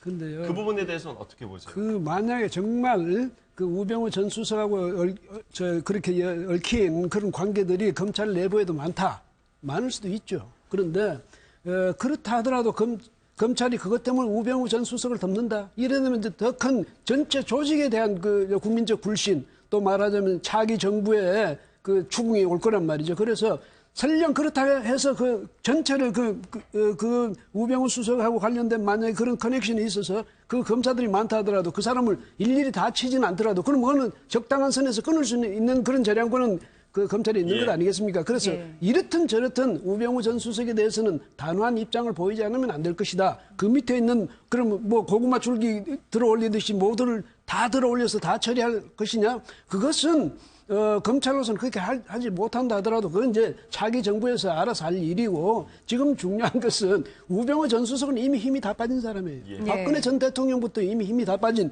이른바 죽은 권력 아닙니까? 그렇다면 이제는 새로운 권력 앞으로 등장할 권력, 뭐 그 누군지는 모르지만 그 권력에 그 정부에 의해서 검찰도 새로운 이제 조직이 될 것이고 권력 구조도 새로 형성이 될 것인데 우병우 전 수석이 지금 뭘 그렇게 대단한 이제 힘을 가진 사람이라고 검찰이 뭐 김순환 총장부터 그런 거 눈치 봐가면서 아니면 뭐 개인적인 친분 때문에 그렇게 할 계제가 아니다 이 말이죠. 뭐 마음속으로는 어떻든 지금 그런 상황은 절대 아니다. 그런 점에서 볼 때 우병우 전 수석에 대해서는 검찰이 이번에도 아마 좀 열심히 노력할 것 같습니다. 네. 우병우 수석의 라인이라 해서 야당 측에서 그 명단이 나온 적이 있는데 단 한 사람도 우병우 씨하고 가깝다는 사람은 한 사람도 없었어요. 그만큼 또 냉정한 겁니다. 인간관계도 냉정하지만 또 조직도 냉정한 것이고 네. 또 검찰에서는 또 조직 보호라는 측면이 있고 우병우 수석하고 개인적으로도 또 이 일을 하다 보면 가까운 분들이 있죠. 그런 분들은 뭐 일반 평검사라든가 낮은 직급의 검사들이 아니고 고위직들이기 때문에 네. 적어도 지검장 이상 고검장 뭐 이런 정도 사람들이기 때문에 그런 분들은 정권이 바뀌면은 어차피 일부를 제외하고는 물갈이가 될 수밖에 없지 않습니까? 그래야 또 밑에서 올라오는 거니까. 그래서 검찰이 뭐 우병우 씨와 개인적인 어떤 친분 때문에 수사를 이번의 경우는 이렇게 지지부진하게 감싸기 식으로 하지는 않을 걸로 봅니다. 검찰이 그 박근혜 전 대통령에 대한 수사는 사실 이제 대선 일정을 감안해서 조금 빠르게 속도를 내고 있지 않습니까? 우병우 전 수석에 대한 수사 역시 좀 속도를 낼 가능성이 클까요? 그런데 지금 본격적으로 뭐 청와대 압수수색까지 들어갈 정도로 저기 하는데 사실은 그 우병우 전 수석에 대한 그 시한적 부담은 시간적 부담은 박근혜 전 대통령하고 좀 다르죠. 뭐 좀 더 이제 계속해도 되는 거니까. 그 수사의 여파 자체가 비교가 좀 어렵다는 그렇죠. 말씀이십니다. 예, 그러니까 우병우 전 수석에 대해서는 앞으로 시간적 여유를 두고 해도 되는 문제고 박근혜 전 대통령에 대해서는 왜 그러냐면 지금 이제 선거 일정에 들어가게 되면 그 자체가 그러니까 선거에 어떤 영향을 줄 수도 있지 않느냐. 그것 때문에 가능하면 그런 영향을 배제하기 위해서 또 검찰이 그런 오해를 받지 않기 위해서 가능하면 그 이전에 선거 일정이 시작되기 이전에 빨리 검찰 차원에서 마무리 지어가지고 법원적으로 넘겨버리는 것이 검찰로서는 그냥 부담을 더는 것 아니겠습니까? 그렇기 때문에 그런 거고 뭐 우병우 전 수석에 대해서는 그렇게 정치적 영향까지 뭐 감안할 필요가 없을 테니까 그런 점에서 우병우 전 수석에 대해서는 그렇게 서둘지는 않되 어쨌거나 지금 마지막 남은 과제예요. 그러니까 그 점에서는 거기다가 검찰력을 집중하지 않을 수 없는 거고 제가 생각할 때는 우병우 전 수석에 대해서 검찰의 태도를 뭐 별로 걱정 안 해도 될 것이 누구나 마찬가지입니다. 조직에 만약에 내가 팔 하나를 살리자고 전체 몸을 죽일 수 없다 생각할 때 어떻게 하겠습니까? 팔 자르는 거죠. 그다음에 우병우 전 수석이야 무슨 대단한 지금 그런 위치에 있다고. 그러니까 그 검찰은 적어도 우병우 전 수석에 대해서 뭐 봐주고 하는 이런 수사는 없을 거다. 이렇게 봐도 우 전 수석에 대해서는 두 분의 생각이 똑같이 일치하시네요. 네.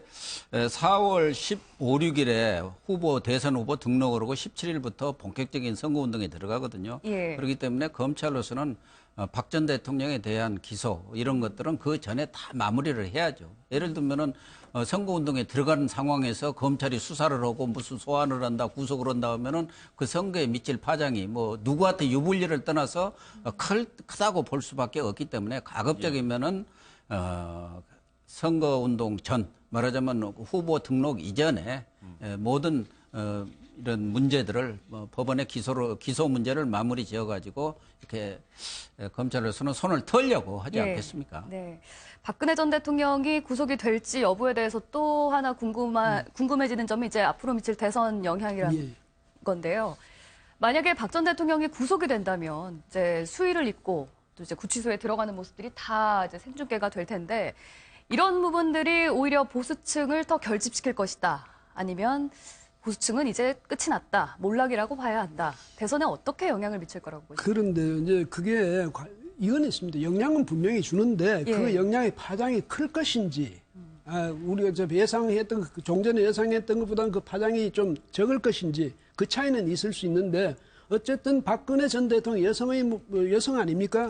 거기다가 만약에 바로 직전에 대통령을 했던 분인데 그분이 수의를 입고 수갑을 찬 채 만약에 구치소로 가는 모습 이런 것을 국민들이 봤을 때 특히 보수 지지층들이 봤을 때 느끼는 충격은 대단할 것 아니겠습니까? 그런데 이제 최근에 여론 동향으로 봐서 이제 여론조사 그게 뭐 그 응답률이 보면 아직도 별로 변동이 없다. 뭐 70 그러니까 전에 80대 20에서 한 70몇 대 뭐 20몇 이 정도 차이로 변화가 없다. 이렇기 때문에 박근혜 전 대통령을 구속했을 경우에도 그 파장이 크겠느냐 이런 건 있지만은요. 그러나 제가 볼 때 그 파장은 만만치 않을 것이다. 예? 왜냐하면 박근혜 전 대통령을 박근혜 전 대통령을 지지해서 지금 그렇게 뭐 태극기 집회 나가는 분도 있지만은 예. 그게 아니라 보수를 지키기 위해서 나가는 분도 있잖아요. 예. 근데 이 보수를 지키는 분들도 위기의식은 같이 갖고 있단 말이죠. 그래서 박근혜 전 대통령이 저렇게까지 되면 정말 저렇게까지 해야 되느냐. 만약 이런 생각이 있을 때는 박근혜 전 대통령을 바로 개인을 지지하지 않는 사람들이라고 하더라도 네. 이건 정말 너무하다. 만약 이렇게 된다면 그 분위기가 확산된다면 네. 또 사실은 보수 정치 세력들이 이제 얼마나 단합할 수 있냐 그게 문제죠. 만약에 이 선거 기간을 통해서 보수 정치 세력들, 네. 보수 정당들이 단합을 할 수 있다면 아마 그 포장을 참 그 파장을 예. 더 키워놓을 수가 있겠죠. 더 확산시킬 수가 있고 네. 그런 점에서 이제 앞으로 보수 정치 세력들 또 보수 정당의 후보들이 어떻게 하느냐에 따라 좀 다르겠지만은 네. 그러나 파장은 만만치는 않을 것이다. 어떻게 보십니까? 그러니까 현재처럼 자유한국당 또 바른정당 이런 사람들이 후보로 나와서 야당 후보들과 경쟁을 벌인다 한다면은 뭐 박근혜 대통령이 구속되는 모습이 다소 보수층을 결집해서 자유한국당 후보라든가 바른정당 후보한테 좀 도움이 될지는 모르지만 특히 자유한국당 후보한테 그러나 판 전체를 볼 때는 큰 대세에는 변함이 없다. 뭐 선거 결과라는 거는 지켜봐야겠습니다만은 지금과 같은 기울어진 운동장 차원에서 본다면은 예를 들면은 지금 구 여권이 정권을 재창출할 가능성보다는 정권이 교체될 가능성이 워낙 높기 때문에 뭐 구속되는 모습이든 아니든 그게 그 뭐 부분적인 영향을 있지만 대세는 지장이 없을 거라고 보고 다만 예를 들면 지금 국민의당이라든가 그러니까 중도 보수 연합이 이루어질 경우 예. 후보 단일화가 될 경우는 결집하는 효과가 있기 때문에 네. 경우에 따라서는 지금도 뭐 안철수, 홍준표, 네. 유승민 이 합치면 한 40% 되지 않습니까? 또 저쪽이 한 42% 뭐 문재인 대표 이렇게 나오는 팽팽한 상황이 된단 말. 그러니까 이쪽에 보수 중도 세력들이 단일화 내지는 연대를 했을 경우에는 그 파장은 상당히 미칠 수 있다고 봐야겠죠. 예. 그렇기 때문에 아마 그런 가능성들을 고려해서 뭐 이렇게 기소가 되더라도 네. 선거 기간 이 중에는 뭐 재판을 한다든가 뭐 이렇게 그런 모습들을 보이는 것은 아마 웬만하면 회피하지 않겠나 재판부든 뭐 검찰이든 그렇게 봅니다. 네, 영향이 있겠지만 그 영향이 크진 않을 것이다. 두 분께서는 거의 이 부분에 같은 의견이신 것 같은데 그렇다면 이제 집중되는 부분이 바로 이제 보수층들의 표 어디로 갈 것인가. 안철수 전 대표 얘기를 해주셨는데 어제 마침 이제 국민의당에서 첫 경선이 치러지지 않았습니까? 호남 지역에서 안철수 전 대표가 굉장한 이제 경선 자체가 흥행을 거두면서 압승을 거뒀어요. 그래.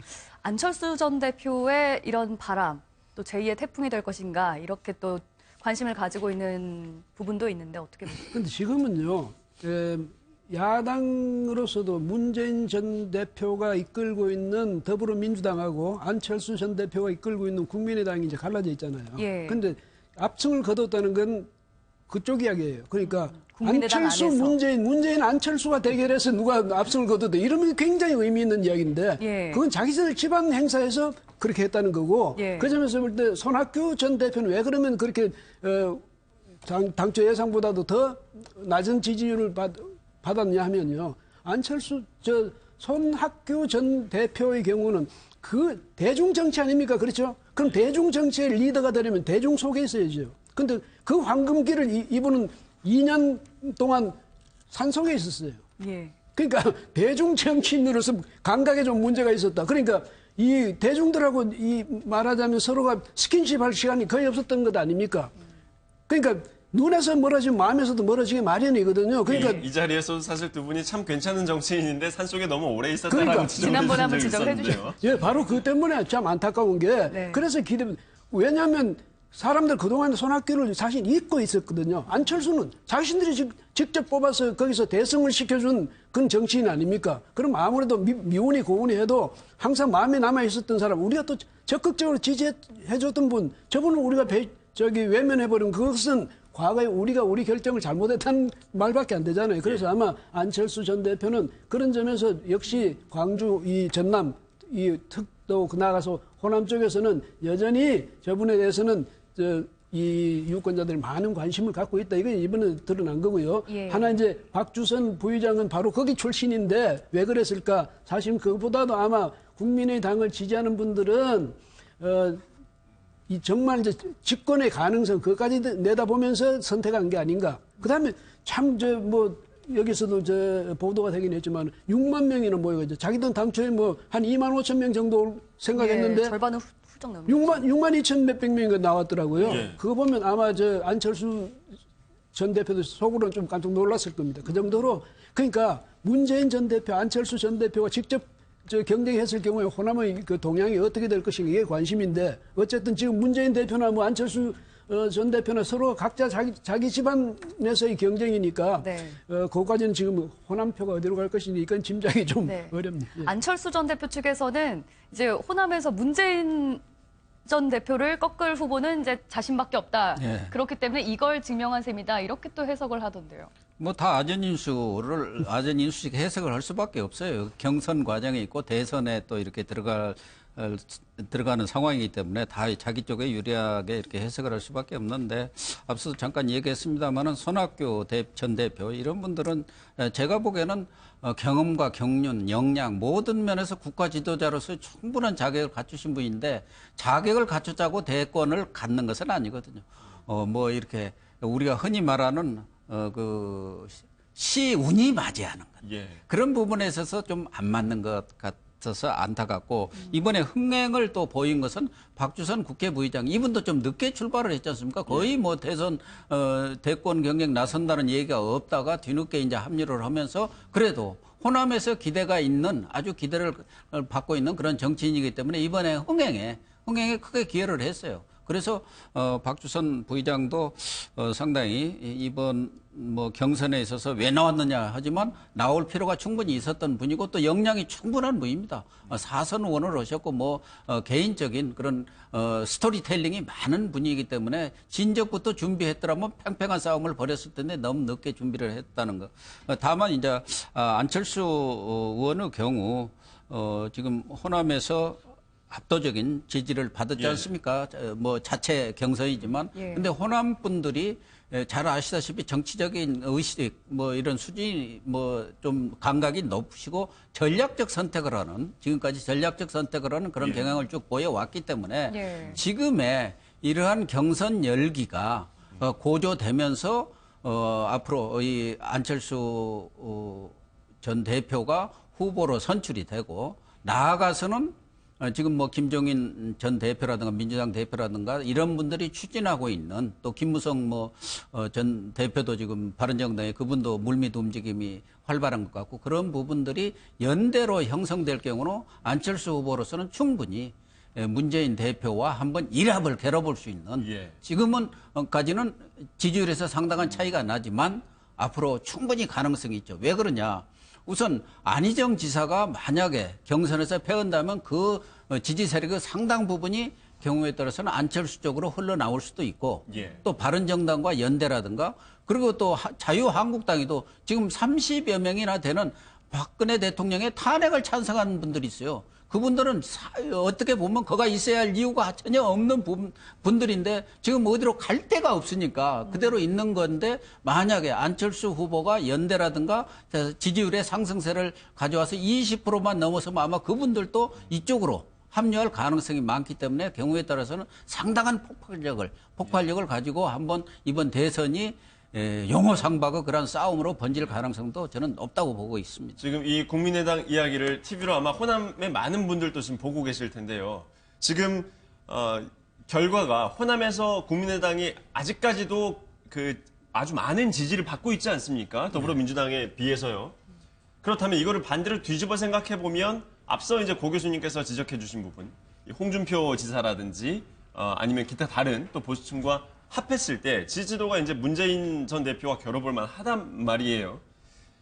만약에 그렇게 합쳤을 때 이 호남의 큰 지지자들이 한 방에 등을 돌릴 가능성, 정치는 생물이기 때문에 예단하기는 어렵습니다만 그럴 게 좀 걸림돌이 될 수는 있지 않을까요? 그러니까 안철수 전 대표 지금 후보라고 해야 하나요? 후보는 아마 한국당하고는 안 할 겁니다. 제가 볼 때는. 한국당은 어차피 탄핵을 받은 박근혜 대통령이 만든 당이고, 그 뭐 이름이 바뀌기는 했지만, 그런 지지 기반을 갖고 있기 때문에 그쪽도 아마 제가 볼 때는 뭐 홍준표 지사가 후보가 되면은 그런 연대 내지는 단일화를 하려고 하겠지만 안철수 후보 입장에서는 쉽지 않을 것이다. 호남의 여론을 감안해서 한국당과의 연대라든가 단일화는 거의 저는 가능성이 없다고 보고 다만 바른정당의 경우는 박근혜 대통령의 탄핵을 지지를 했고 어떻게 보면은 호남과 PK 의 연대 이런 부분에 대해서는 호남에서도 경우에 따라서 과거 DJP 연대를 용인했던 것처럼 충분히 호남에서도 PK 세력과 연대에 대해서 그 말하자면 TK 또는 한국당과 연대에서 갖는 거부감 이런 것보다는 훨씬 적을 것이다. 그래서 충분히 가능하다고 봅니다.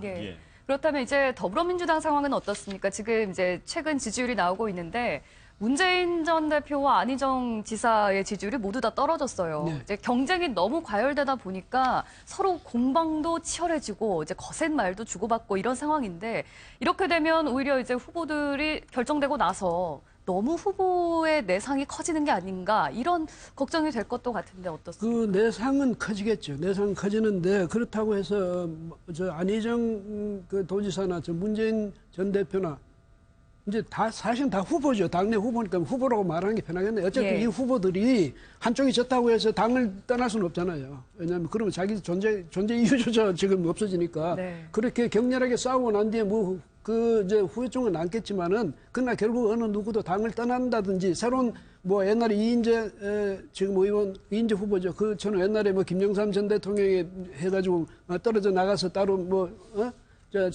이회창 후보에 그렇게 뭐 그런 상황까지 오지는 않을 것 같고 또 지금 안에서 뭐 문재인 전 대표가 문재인 후보가 무슨 뭡니까 전두환 표창 뭐 이야기하고 이런 것 때문에 표가 많이 떨어져가지고 뭐 14%포인트로 떨어졌다 이래도 그거 역시 아까 말씀드렸지만 자기 집안 내 문제입니다. 더불어민주당 내 문제지 그 안에서 문제니까 그 안에서 문재인 전 대표가 엄청스럽게 빠진다 하더라도 결국은 그것이 더불어민주당 대선 구도, 그냥 후보 구도, 경선 구도 자체에 뭐 엄청스럽게 상황을 뒤집는 정도의 영향은 없을 것이다. 이렇게 이제 볼 수가 있겠고요. 또 그다음에 이제 호남에서 과연 안철수를 또 혹은 문재인을 선택할 것인가는 앞으로 두고 봐야 되겠지만은 적어도 안철수 후보로서는 이건 있습니다. 아까 이제 고 교수님 말 자유한국당은 못 끌어안겠다 했지만 구도상 안철수 후보가 우뚝 해가지고 자유한국당 일부 그러니까 뭐 전번에 뭐 저 안에서 바른정당에서 지적했듯이 무슨 발적이든 이런 아주 그야말로 우리가 흔히 쓰는 말로 뭐 수구적인 친박 이런 사람들 배제할 수 있다면 그다음에 안철수 후보가 나중에 돼서 끌어안는 형식을 취한다면 호남에서 그것까지 이렇게 하지는 않을 것 같습니다. 시간이 정말 짧게 있는데 한 말씀 해주시겠습니까? 그러니까 아직은 호남의 민심은 유동적입니다. 말하자면은 반문 정서는 강하지만 정권 교체를 이루어야 한다. 그런 민심이 강하기 때문에 누가 정권을 잡을 수 있을 가능성이 많느냐에 따라서 말하자면 문재인 대표한테 또 안철수 후보한테 지지 가능성이 다 갖고 있는 것이죠. 아직은 그것이 드러나지 않았기 때문에 아직은 호남의 정서를 이렇게 애단하기는 어렵다. 이렇게. 알겠습니다. 오늘 말씀은 여기까지 듣겠습니다. 고맙습니다. 네. 휴일인 오늘도 전국이 흐리겠고 동쪽 지방을 중심으로 비가 내리겠습니다. 네, 기상센터 연결해서 오늘 날씨 알아보겠습니다. 조수연 캐스터 전해주시죠. 네, 어제 전국 곳곳에 봄비가 내렸습니다. 오늘도 전국이 대체로 흐리겠고 낮부터 밤 사이에 비가 오는 곳이 있겠는데요. 경기 북동 내륙과 충북, 호남 동부에 5mm 안팎, 강원과 영남에 5에서 10mm 정도 내리겠습니다. 비의 양은 많지 않겠지만 돌풍과 함께 천둥 번개가 치고 우박이 떨어지는 곳이 있겠습니다. 어제 흐리고 비가 오면서 낮 동안 조금 쌀쌀했습니다. 오늘 서울의 낮 기온 11도로 어제보다도 2도가량 더 내려가겠고요. 내일은 10도 안팎에 머물면서 예년 기온을 밑돌겠습니다. 옷차림을 따뜻하게 하셔야겠습니다. 지금 전국이 대체로 흐리고 곳곳에 안개가 짙게 껴 있습니다. 오늘 전국의 미세먼지 농도 보통 수준을 유지하겠지만 인천과 경기 북부는 오전 한때 공기가 탁하겠습니다. 남부지방 흐리고 비가 오는 곳이 있겠습니다. 오늘 낮 최고 기온은 서울이 11도, 청주와 대전이 12도, 부산도 12도로 어제보다 조금 낮겠습니다. 내일 낮부터 전국에 또 비가 내리겠고요. 비가 그치고 난 뒤 다시 포근해지겠습니다. 날씨였습니다. 뉴스 마치겠습니다. 고맙습니다.